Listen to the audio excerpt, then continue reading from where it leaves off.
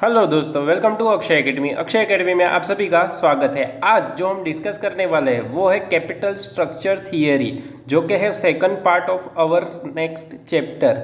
हमने पहले last lecture में कॉस्ट ऑफ कैपिटल को डिटेल में डिस्कस कर लिया है, जिसके मैंने इलस्ट्रेशन के वीडियो आपको प्रोवाइड करवा दिए हैं। जो 3 वीडियो है, आपने अगर वो नहीं देखे तो आप वो जाके भी देख सकते हो, तो आपका कंटिन्यूअसली ये यूनिट कंप्लीट हो सकता है। नाउ आज के लेक्चर में हम क्या डिस्कस करने वाले हैं वो मैं पहले आपको बता देता हूँ। बेसिकली हम यहाँ पे कैपिटल स्ट्रक्चर का मीनिंग डिस्कस करने वाले हैं। क्या होता है कैपिटल स्ट्रक्चर, कैसा होना चाहिए, और उसके 3 अप्रोच में से एक अप्रोच है नेट इनकम अप्रोच। इसको आपके साथ में डिटेल में डिस्कस करने वाला हूँ आज, और उसके 2 क्वेश्चन भी हम सोल्व करेंगे। तो साथ साथ में एक अप्रोच लूँगा और उसके साथ उसके क्वेश्चन, तो आपको डिफरेंसेस पता चलेंगे। क्या डिफरेंस है नेट इनकम अप्रोच में, नेट ऑपरेटिंग इनकम अप्रोच में, एमएम थियरी जो कि मोडिग्लिनी एंड मिलर थियरी है।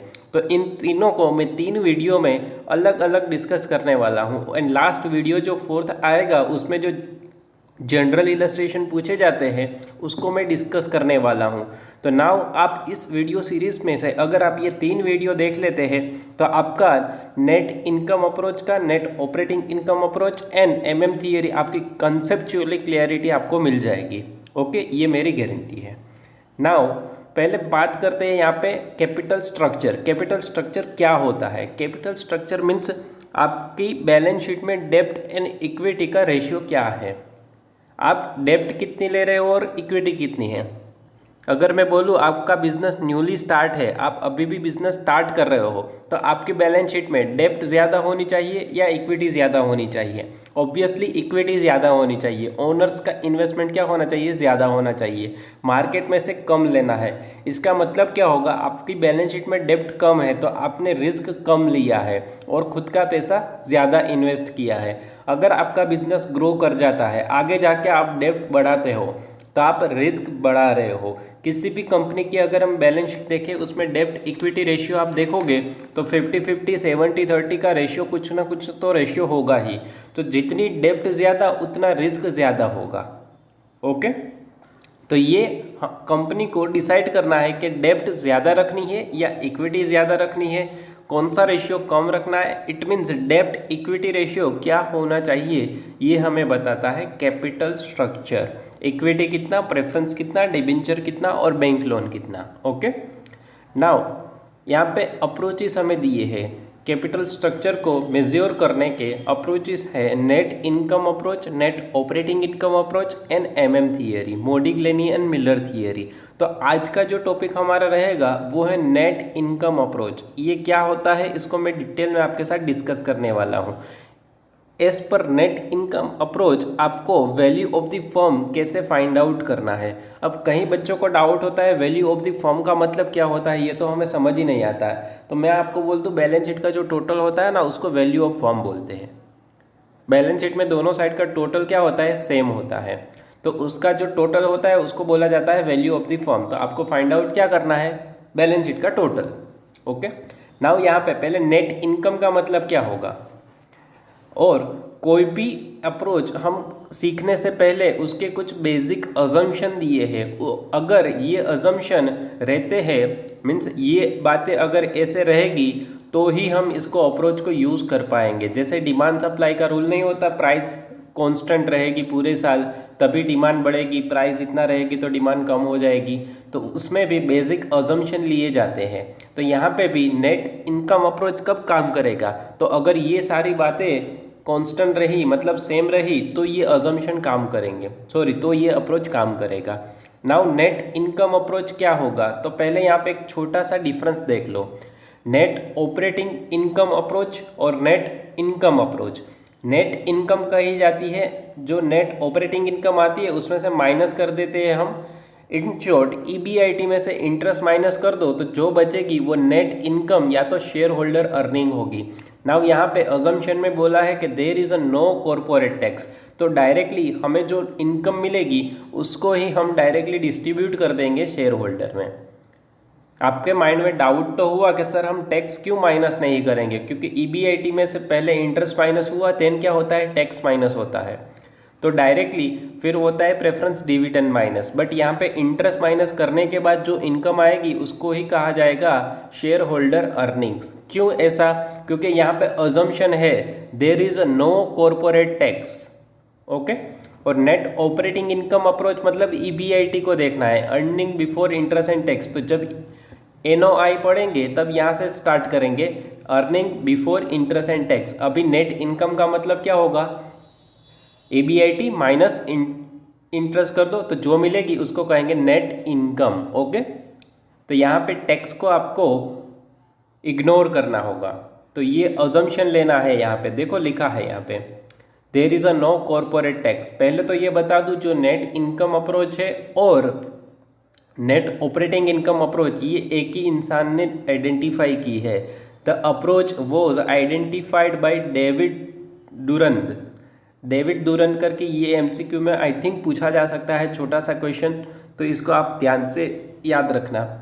कैपिटल नाउ यहाँ पे इंपॉर्टेंट चीज़ क्या है? The firm increase the value of firm. Value of firm it means balance sheet का टोटल हमें क्या करना है? इंक्रीज करना है। ओवरऑल कॉस्ट को क्या करना है? मिनिमाइज करना है।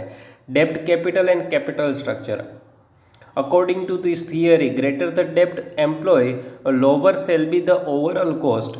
अब ये खास इंपॉर्टेंट लाइन लिखी है यहाँ पे, अगेन मैं रिपीट कर रहा हूँ, ग्रेटर द डेब्ट capital employed lower shall be the overall cost of capital and more shall be the value of the firm. यहाँ पे ये बोला है कि अगर हमारी डेब्ट ज़्यादा होगी तो ओवरऑल कॉस्ट क्या हो जाएगी? कम होगी, और वैल्यू ऑफ द फर्म उतनी इंक्रीज हो जाएगी। कैसे होगी उसको मैं आपको यहाँ पे चार्ट के थ्रू एक्सप्लेन करने वाला हूँ। उससे पहले अजम्पशन हम देख लेते हैं एक बार। यहाँ पे अजम्पशन क्या लेने हैं? फर्स्ट अजम्पशन लेना है द कॉस्ट ऑफ डेब्ट is less than the cost of equity. It means cost मतलब क्या होता है? मैंने आपको कॉस्ट ऑफ कैपिटल चैप्टर जब मैं पढ़ा रहा था तब मैंने बताया था कॉस्ट ऑफ इक्विटी क्या होता है और कॉस्ट ऑफ डेब्ट क्या होता है। 12% debenture, the 12% is the cost of डेब्ट।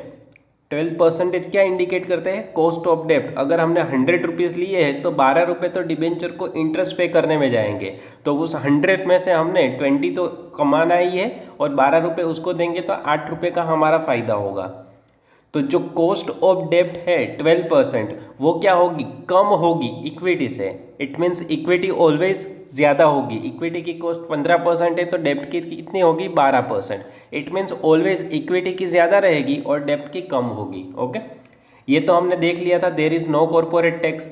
The risk perception investor is not affected by use of डेब्ट। अगर डेब्ट जितनी भी इंक्रीज करते हैं तो रिस्क उतना ही रहेगा। As a result the equity capitalisation rate and the डेब्ट capitalisation rate don't change with the leverage. अब ये लाइन क्या कहना चाहती है मैं आपको नीचे एक्सप्लेन करने वाला हूँ। नाउ यहाँ पे पहले वैल्यू ऑफ द फर्म निकालना हो तो एक छोटा सा अजम्पशन लेके करेंगे।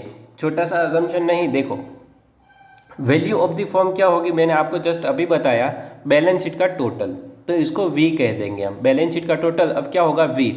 आपको पता है बैलेंस शीट में असेट एंड लायबिलिटी दो साइड होती है, तो असेट में सारी फिक्स एंड करंट एसेट होती है, इसका टोटल होता है, दोनों साइड का सेम होता है। तो same way liability side as per net income approach दो चीज़ें ही होगी। कौन कौन सी? इक्विटी एंड डेब्ट। मैंने यहाँ पे लिखा 15% इक्विटी शेयर एंड 10% डेब्ट।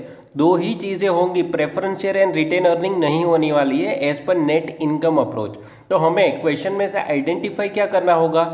इक्विटी एंड डेब्ट कितना है वो फाइंड आउट कर लो, उसका टोटल कर दो, हमें आंसर मिल जाएगा।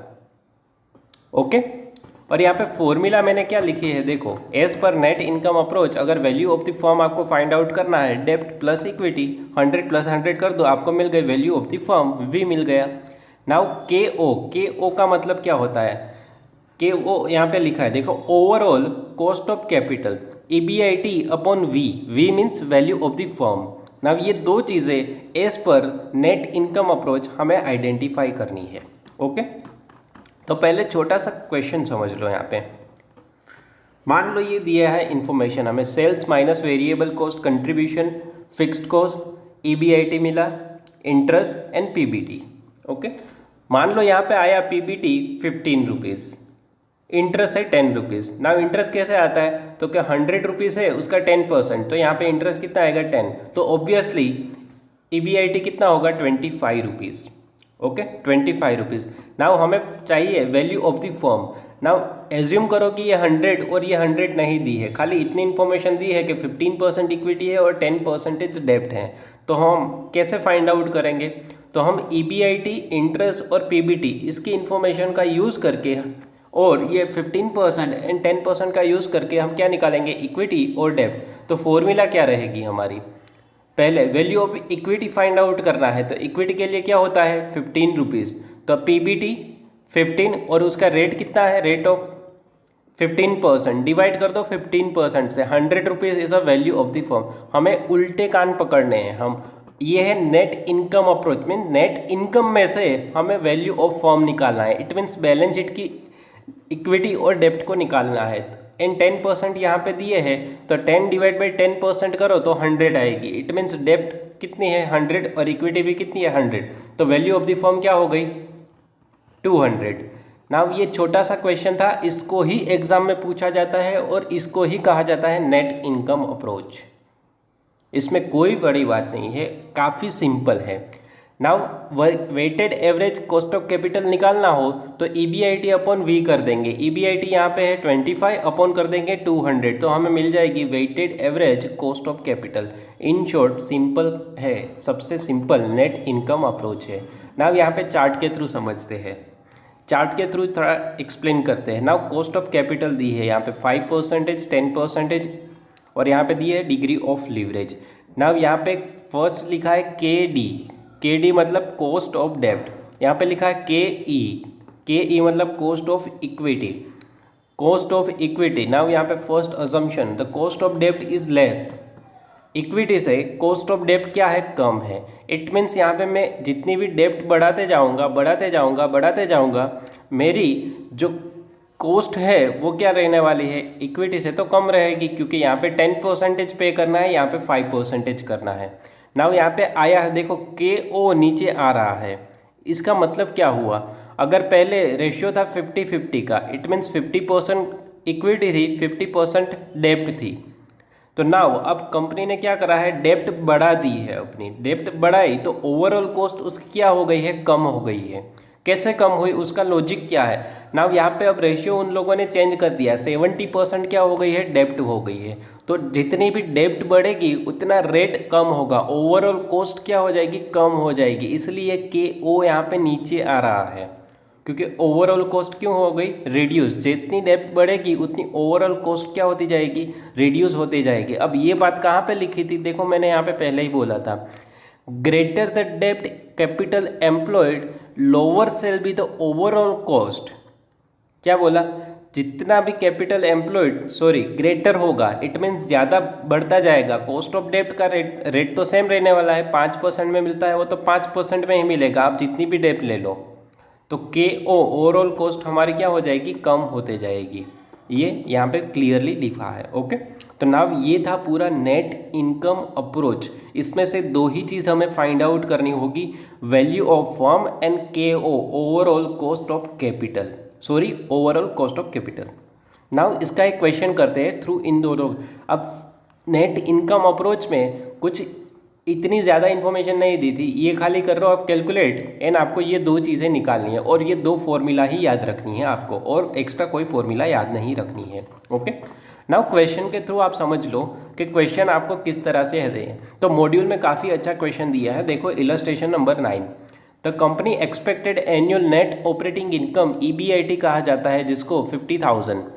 The company has 2,10% debenture and the equity capital rate of company is 12.5%। Now यहाँ पे देखो हमें इक्विटी कैपिटल कितनी है वो नहीं दी है, बट यहाँ पे डिबेंचर दे दिए, इट मीन्स डेब्ट दे दी है, लेकिन इक्विटी कितनी है वो नहीं दिया है। तो हम क्या करेंगे, PBT जितना भी आएगा डिवाइड बाई 12.5 कर देंगे। Find out value of firm, value of firm मतलब इक्विटी एंड डेब्ट का total, overall cost of capital, it means EBIT upon V under the net income approach. Solution काफ़ी सिंपल है, देखो 50,000 दिया है EBIT, लेस कर देंगे इंटरेस्ट, कितना होगा 2 लाख का 10% 20,000, तो 30,000 इज अ अर्निंग। नाउ यहाँ पे हमें मिल गई अर्निंग, इक्विटी अर्निंग कितनी है 30,000, उसका रेट कितना है 12.5%, इसको डिवाइड कर देंगे तो हमें क्या मिल जाएगी इक्विटी शेयर कैपिटल। तो यहाँ पे हमें उल्टे कान पकड़वाए हैं इन शॉर्ट, जैसा मैंने अभी आपको इलस्ट्रेशन में समझाया ऊपर। तो यहाँ पे 30,000 डिवाइड बाई 12.5 कर दो तो 2,40,000 आपका आ जाएगा इक्विटी शेयर कैपिटल। डेब्ट ऑलरेडी आपको दे दी है 2 लाख रुपीज़, प्लस कर दो डेब्ट प्लस इक्विटी, तो value of the firm is 4,40,000। Now next find out करना है ओवरऑल कॉस्ट ऑफ कैपिटल। तो उसके लिए क्या करेंगे EBIT upon value of the firm 50,000 divide by 4,40,000, तो आपको मिल जाएगी value of the firm 11.36। Now यहाँ पे सेकंड अप्रोच से कैलकुलेट किया है, लेकिन हम अपनी फॉर्मूला थ्रू जाएंगे तो EBIT upon 4,40,000 into 100 11.36% is same answer. अगर ये अप्रोच से करते हो तो भी आपका सेम रहेगा। ये इंडिविजुअल कैलकुलेट की है 12.5% और यहाँ पे 10%, हमने डायरेक्टली ले ली है EBIT से। ओके, तो हम जो मॉड्यूल की फर्स्ट फॉर्मूला है उसको ही अप्लाई करेंगे। तो नाउ ये देख सकते हो आप, जहाँ फॉर्मूला थी वैल्यू ऑफ फर्म की इक्विटी प्लस डेब्ट, यहाँ पे वो फर्स्ट फॉर्मूला, पहले हम value of firm find out करते हैं, देन ओवरऑल कॉस्ट कितनी है वो फाइंड आउट करते हैं। Okay, now illustration number 10, assuming no tax and given the earning before interest and tax, interest rate at 10%, equity capitalization rate and below, to calculate the market value of firm under the net income approach। now यहाँ पे एक ही चीज़ find out करने के लिए बोली है, that name is a value of firm. Value of firm कैसे find out करेंगे, तो डेब्ट प्लस इक्विटी कर दो तो आपकी मिल जाएगी वैल्यू ऑफ फर्म। नाउ यहाँ पे इक्विटी भी नहीं दी है और डेब्ट भी नहीं दी है, बट उसके लिए इंडिकेशन हमें दे दिया है। क्या क्या दिया है, इंटरेस्ट 10% पे है और यहाँ पे इंटरेस्ट दे दिया है, तो हम क्या करेंगे इंटरेस्ट डिवाइड बाय 10%, तो हमें क्या मिल जाएगी कॉस्ट ऑफ डेब्ट मिल जाएगी। और यहाँ पे EBIT दिया है तो उसमें से इंटरेस्ट माइनस करेंगे तो जो इनकम बचेगी तो वो इक्विटी शेयर के लिए होंगी, और उसका रेट दे दिया है 12%, 16%, 15% एंड 18%, तो उससे डिवाइड कर देंगे तो अगेन हमें इक्विटी कैपिटल भी मिल जाएगी। दोनों का टोटल कर देंगे इक्विटी प्लस डेब्ट का, तो वैल्यू ऑफ फर्म। नाउ देखो कैलकुलेशन, EBIT दिया है 2 लाख, 3 लाख, 5 लाख एंड 6 लाख, माइनस कर देते हैं इंटरेस्ट 20, 60, 2 लाख एंड 2,40,000। अर्निंग और इक्विटी शेयर के लिए आएगी 1,80,000, 2,40,000, 3 lakh and 360। Cost of equity यहाँ पे दी है 12%, 16%, 15% एंड 18%। मैंने आपको जैसे एग्जांपल में बोला था वैसे ही हम फाइंड आउट कर रहे हैं। 12% दिए है, लेकिन बैलेंस शीट में कितनी अमाउंट लिखी है वो नहीं दिया है, तो जो यहाँ पे अर्निंग है उसके डिवाइड बाई 12% कर देंगे तो कॉस्ट ऑफ इक्विटी कितना आ जाएगा, सॉरी वैल्यू ऑफ इक्विटी कितना आएगा 15 lakh, 15 lakh, 20 lakh and 20 lakh. It means balance sheet में इक्विटी कैपिटल कितना लिखा होगा, एक्स में 15 लाख, 15 लाख, 20 लाख एंड 20 लाख W में। नाउ इक्विटी तो मिल गई, फाइंड आउट करते हैं डेब्ट कितनी है। तो डेब्ट के लिए हमें इंटरेस्ट दिया है, इंटरेस्ट 20,000, 60, 2 लाख एंड 240, और इंटरेस्ट का रेट दिया है 10%, तो डिवाइड कर देंगे इंटरेस्ट और उसके रेट से।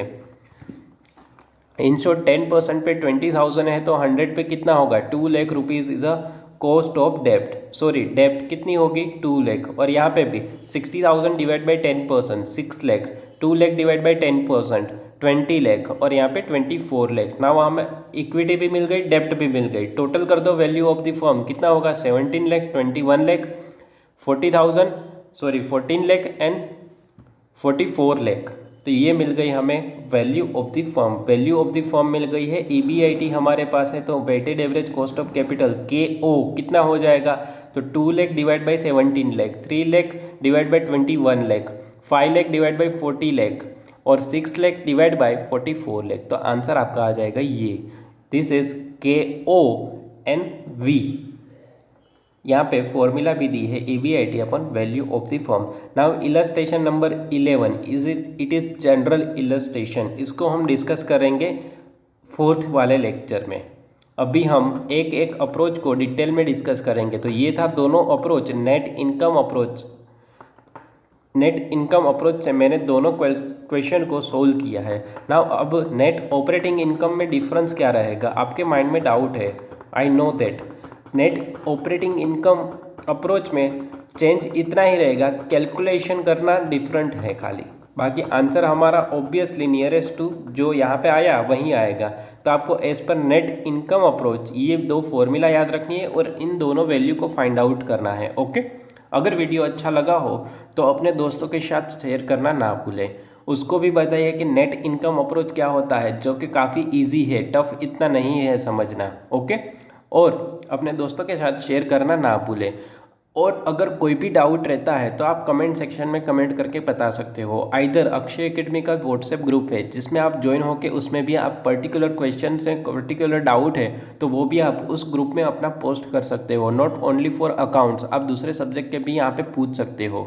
ओके, तो आप उस ग्रुप को ज्वाइन करना भी ना भूलें अगर आपका डाउट छोटा सा वाला है। अगर आपको पूरा इलस्ट्रेशन ही डाउट है तो मैं उसके ऊपर सेपरेट वीडियो भी बना सकता हूँ। तो आप जो भी है वो मेंशन कर दीजिए कमेंट बॉक्स में, और व्हाट्सएप का लिंक आपको डिस्क्रिप्शन बॉक्स में मिल जाएगा।